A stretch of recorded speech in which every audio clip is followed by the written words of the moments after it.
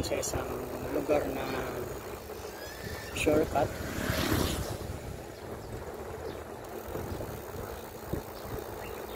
So napansin ko na napakaraming mga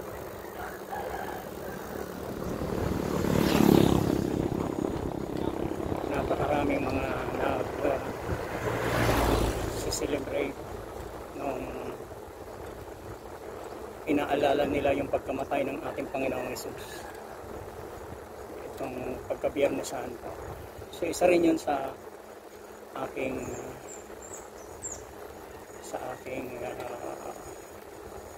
desisyon na mag-bike para makita yung ibang mga lugar kung gaano kalawak ang Katolisismo dito sa Pilipinas. So,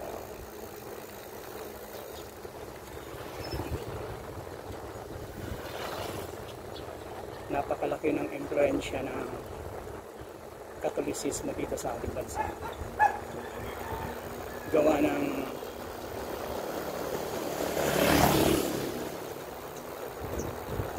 ng pagkaka-colonialize sa atin ng mga Kastila. British yung Spain, yung mga Kastila ay Catholic country. So, yun ang dinala sa atin, sa ating paniniwala.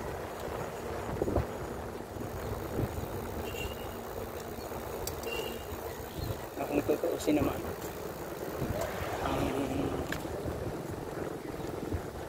ang mga Pilipino noon ay tribal, may kanya-kanyang tribo nung panahon. Kaya nga meron tayong mga raha, meron tayong mga datu,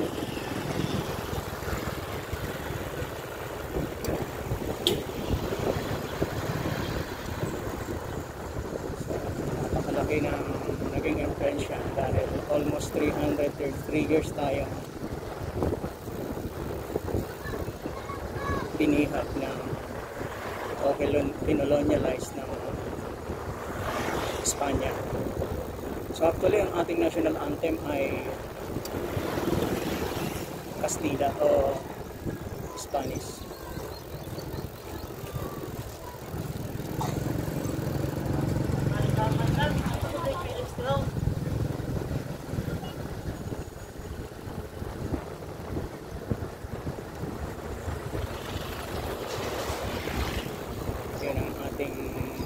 National anthem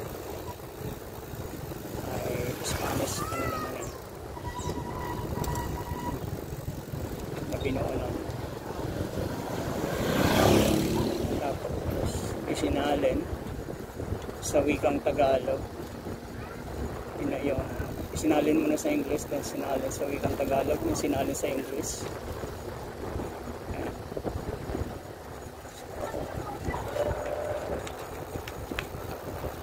Napakalawak yung mga dinaanan natin, yung mga santo-santo nila. Sapat yung Katolisismo ay naniniwala sa mga revolto. Merong mga santo.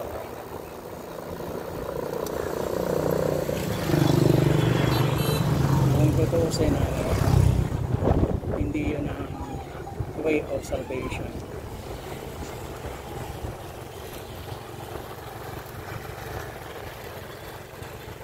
Since na wala tayong magagawa dahil yun ang nakamulatan na ngayon,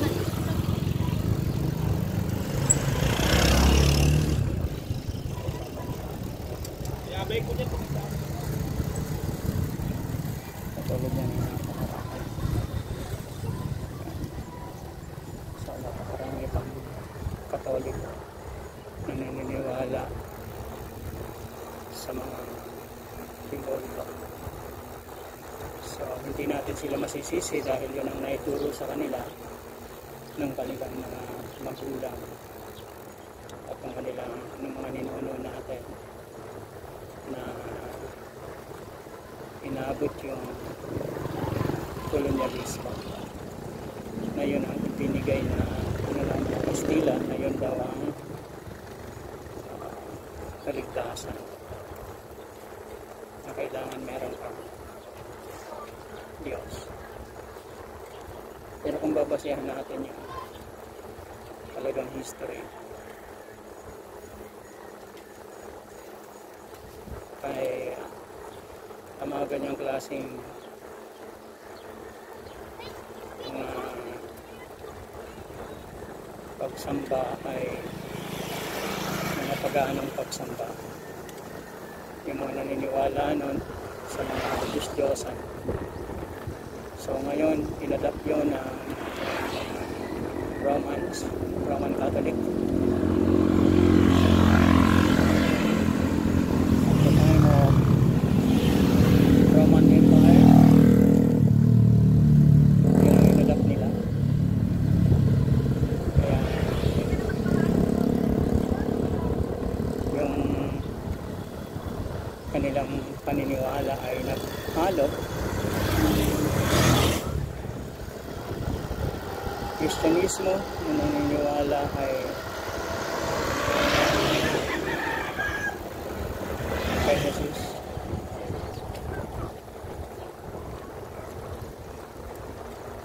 Pero may revolto. Yan.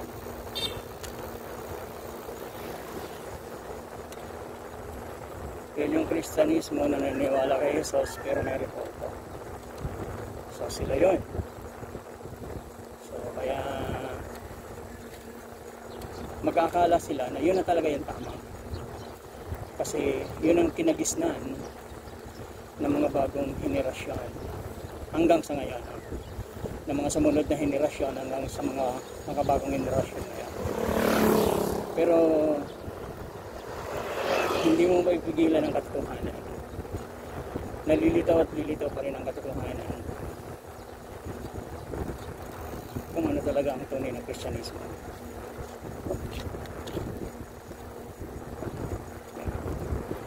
Napakarami na ng mga nangangaral ngayon, pero yung iba semplang pa rin ang pangaral. So dahil hindi nila isinabuhay, kundi nandun sila sa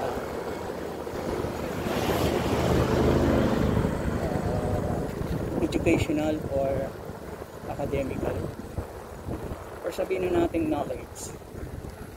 Yan, doon sila sa knowledge, wala sila doon sa wisdom. Pwede siyang kailangan less wisdom of God. Kapag wisdom of God naman, ang ibig sabihin nun ay naunawaan mo talaga kung ano talaga yung kalooban ng Panginoong Diyos.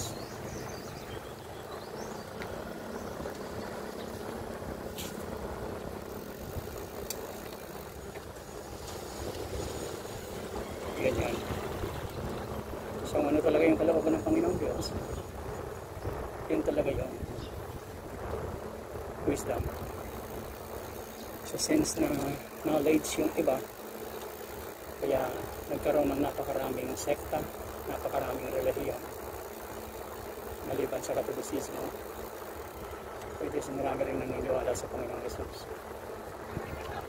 Pero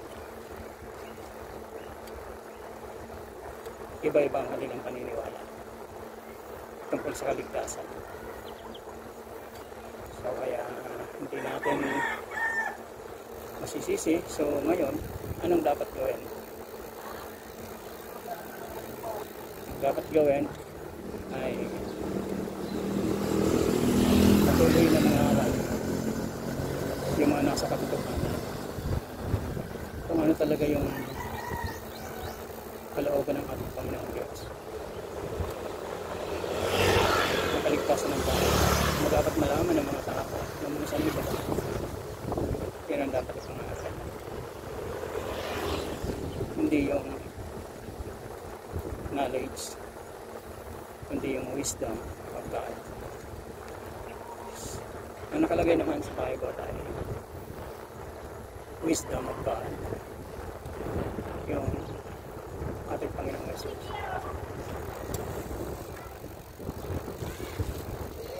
Siya ang wisdom of God. So yung dapat pangarap. Ito to the grace of God. Na kung hindi dahil sa Kanya, hindi matutulos sa kasalanan ng isang lipunan.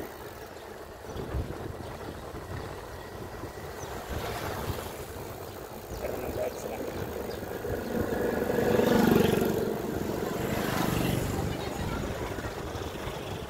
tayong lahat ay natulog sa kasalanan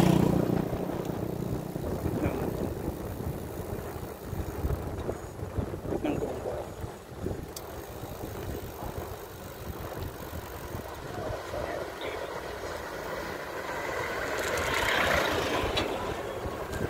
Hoping na ang tao ay dapat umanap talaga ng katotohanan. Hindi yung basta sinabi na ito na yun.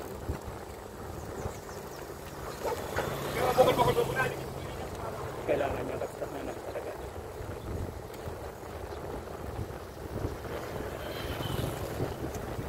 Kasi nangyayari yung mga bagay na nasasaktan tayo upang paalalahanan lang tayo na mayroon Diyos pala.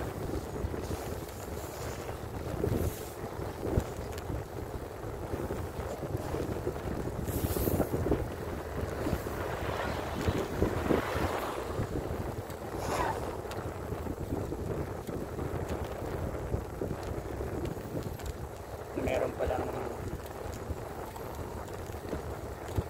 lumikha sa atin, hindi man tayo magkasala. Meron din ligtas sa atin.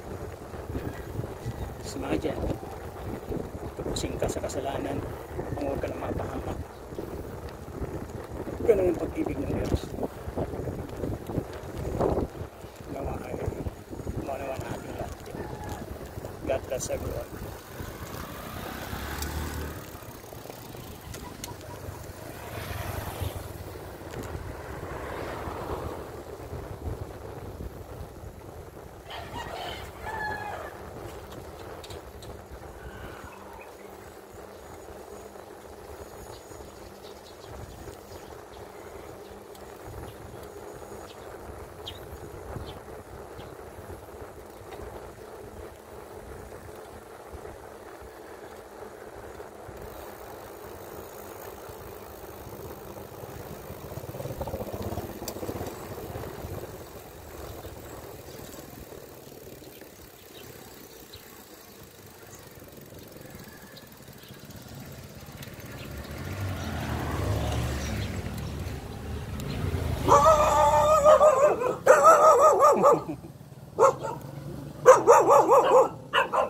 Tagal.